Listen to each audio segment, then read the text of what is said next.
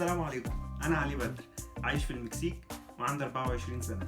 انا صورت الجزء ده مخصوص عشان خاطر عيون الكناجن اللي نوروني وشرفوني وفرحتوني. اقسم بالله يعني هجومكم المباغت ده فرحني جدا بكميه الكومنتات الرهيبه اللي موجوده على القناه واللايكات. ان شاء الله اوعدكم ان احنا نسافر مدن كتير مع بعض ودول كتير مع بعض ونلف العالم ان شاء الله. بس احنا قناتنا لسه صغيره، فحابين نبدا مع بعض ان شاء الله وننتشر ونكبر القناه على قد ما نقدر. بيكوا انتوا بس انا اقدر اوصل لعدد كبير جدا من المشتركين. اوعدكم بفيديوهات افضل. انا صورت الجزء ده مخصوص عشان خاطر عيون الكناكن. حبيت ارحب بيكوا. احنا قناتنا لسه صغيره، فيها حوالي 1300 مشترك. عاوزين نوصل ل 10000 مشترك. تقدروا تعملوها ان شاء الله ونورتوني.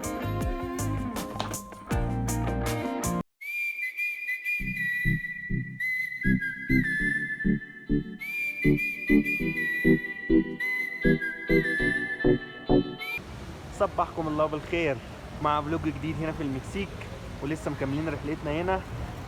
فهتكلم النهارده ان شاء الله عن شويه حاجات كده في المكسيك مختلفه ومش موجوده في الدول العربيه. اول حاجه هتكلم عنها وهي الكلاكس. هنا الناس ما بتستخدمش الكلاكس كتير جدا زي عندنا في مصر او في الدول العربيه تيت تيت تيت. لا، هنا بيستخدموا الكلاكس للضروريات بس، او لو انت محتاجه تستخدمه لحاجه معينه. عربيه واقفه مثلا وهي المفروض ما توقفش في المكان ده، او حصل اي حاجه مثلا حصل حادثه او ايا كان تستخدم الكلاكس. غير كده ما بتستخدمش الكلاكس. وفي حاجه غريبه جدا كمان هنا، ان هم شايلين من الاتوبيسات الكبيره اللي هي زي اتوبيسات الهيئه مثلا زي الموجوده عندنا في مصر، شايلين منها الكلاكس اجباري، ان انت لازم في الاتوبيسات دي ما يكونش فيها كلاكس. فلان الكلاكس بتاعها مزعج جدا، فمثلا المستشفيات او البيوت حد مريض حد تعبان فشايلين موضوع الكلاكس ده من الاتوبيسات نهائيا. ودي حاجه انا حاببها صراحه هنا في المكسيك، لان هنا مفيش دوشه. حتى احنا يعتبر هنا في مكان ورانا طريق عربيات اهوت، او احنا يعتبر في وسط المدينه، مفيش اي صوت كلاكس خالص او اي دوشه، دوبك بس صوت الناس اللي ماشيه والناس اللي بتتكلم، مفيش اي صوت لاي حاجه تانية. من الحاجات اللي عاوز اتكلم عنها برضو هو لحم الخنزير، لان لحم الخنزير منتشر جدا هنا يا جماعه. فاي حد بيسافر سواء دوله اوروبيه او هيجي هنا امريكا اللاتينيه مثلا لازم يخلي باله جدا من لحم الخنزير، لان المطاعم مليانه لحم خنزير. وفي ناس كتير جدا بتكذب عليك. هتيجي تساله مثلا تقول له دي لحمه خنزير، هيقول لك لا دي لحمه بقر مثلا او لحمه ماعز. فلازم تخلي بالك جدا جدا جدا من الاكل هنا وانت في اي مطعم او في اي مكان. فحاول مثلا اكل فراخ او اكل اي حاجه تانية، يعني لازم تكون واثق من المكان اللي انت بتاكل منه ده.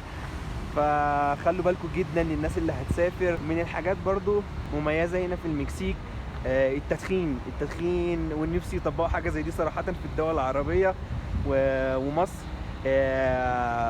التدخين هنا يا جماعه ليه اماكن محدده، يعني مثلا لو دخلت مطعم دخلت مول، لا في اماكن محدده للتدخين تقدر تدخن فيها. لو دخنت مثلا في مكان مش مسموح لك فيه ان انت تدخن بيحذروك مره واتنين، لو كده بيطلبوا لك البوليس. فدي حاجه كويسه جدا، لان انا ما بحبش التدخين صراحه ما بحبش الناس اللي بتدخن. فدي حاجه كويسه جدا جدا جدا متطبقه هنا وعجباني صراحه، يعني ان في اماكن محدده للتدخين. حتى في الاماكن العامه في اماكن محدده للتدخين. فدي حاجه بسطاني جدا صراحه. من الحاجات المميزه هنا برضو في المكسيك صراحه ان البيوت زي ما انتم شايفين كده فيها الوان، يعني ما تحسش ان المدينه حزينه مثلا او المدينه كده غامقه كده وكاتمه وحزن. هنا بيلونوا البيوت بالوان مختلفه كتير جدا. ممكن تلاقي بيوت بلون برتقاني، لون اخضر، لون ازرق. فدي حاجه صراحه بتمتع عينك. من الحاجات المميزه جدا برضو هنا في المكسيك ان انت لما بتيجي تعدي الطريق، حتى لو الاشاره مفتوحه مثلا العربيات بتقف لك، ما بتعديش وخلاص يبقى خلاص هيدوسك. وحتى لو داسك بيعدي ولا اكن اي حاجه حصلت. العربيه تقف حتى لو الاشاره مفتوحه، العربيه بتقف لك لحد انت ما تعدي وبتستناك يعني. دي حاجه كويسه جدا صراحه، وعجباني ان في تحس ان في احترام ما بين الناس.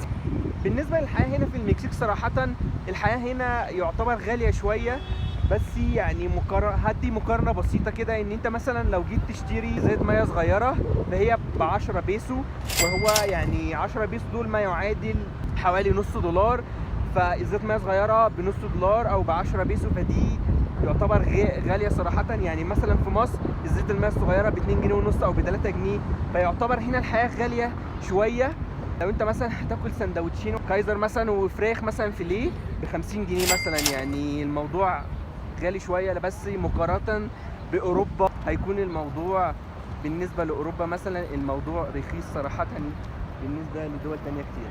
من الحاجات برضو المميزه واللي انا حبيتها صراحه هنا في المكسيك ان النت موجود في كل مكان، حتى ماكدونالدز لما تخش ماكدونالدز النت ببلاش، ومعظم الكافيهات ومعظم الاماكن العامه حتى ممكن تلاقي نت ببلاش في الشارع.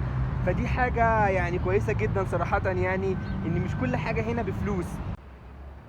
من الحاجات الجميله هنا برضو صراحه في المكسيك الغروب هنا جميل جدا جدا، وبالذات ان ورانا هنا كده المكان ده فيه بركان، بس بركان خامد. ففي الشتاء هنا لما يكون الجو بيكون ساقع جدا جدا وبتمطر بيكون في تلج هناك، بيكون البركان ده كله ابيض. يعني صراحة الغروب هنا فظيع. يعني البركان اللي هناك ده يا جماعة ينفع اطلعه، بس محتاجين نستنى للصيف لشهر 4 وشهر 5. اوعدكم ان شاء الله نطلع البركان ده ونصور فوق، لان في زي عيون كده او بحيرات صغيرة تقدر تعوم فيها. فعلى ما اعتقد ان المنظر هنا خرافي، يعني خرافي خرافي. اوعدكم ان شاء الله ان احنا نطلع البركان ده وافرجكم المنظر من هناك عامل ازاي. من الحاجات برضو اللي موجودة كتير جدا في مصر سطح البيوت يا جماعة. سطح البيوت زي ما انتم شايفين، اسطح البيوت نظيفة جدا، بينظفوها وبيهتموا بيها صراحة.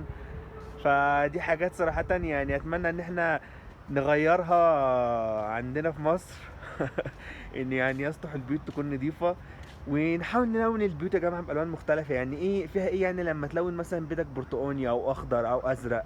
يعني دي حاجة مفرحة وحاجة يعني تبقى جميلة صراحة للعين. انت لما مثلا بتلون بيتك وده يلون بيته وده يلون بيته، دي حاجة كويسة جدا. يعني يا ريت الثقافة دي او الفكرة دي توصل عندنا في المجتمع العربي، ان احنا نبدأ نهتم بالبيوت بتاعتنا. يعني صراحة من الحاجات اللي كانت بتضايقني في مصر صراحة اني لما كان مثلا معايا صاحبي خوسيه، يمكن شفته في فيديوهات قبل كده، ان كان البوليس بيسألوا كتير جدا على الفيزا، انت رايح فين، او كمين يوقفنا مثلا وريني فيزتك، او مكان سياحي داخلين مكان سياحي لازم دايما يسألوا عن الفيزا.